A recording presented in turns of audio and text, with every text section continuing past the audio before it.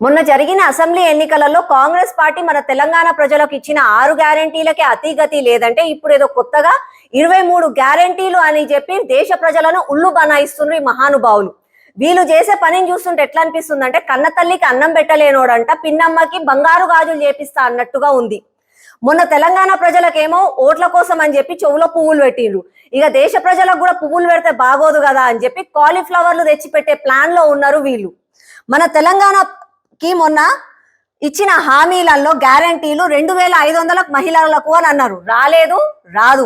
రైతు భరోసా 15,000 అని అన్నారు, రాలేదు.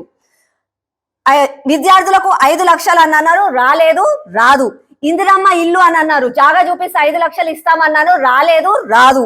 గృహజ్యోతి 200 యూనిట్లు ఫ్రీ అని అన్నారు, రాదు. చేయూత 4,000 రూపాయల పెన్షన్ అన్నారు, రాదు. దేశ ప్రజలారా, తెలంగాణ ప్రజలారా, వీళ్ళిచ్చే హామీలు రాదు. ఎప్పుడు చూసినా వీళ్ళు కేవలం ఓట్ల కోసం ప్రజల మనోభావాలతోటి ఆడుకుంటారే గాని ప్రజల మంచి కోసం మాత్రం ఆలోచించరు. దయచేసి ఇట్లాంటి మోసగాళ్ళకి గట్టి గుణపాఠం చెప్పండి.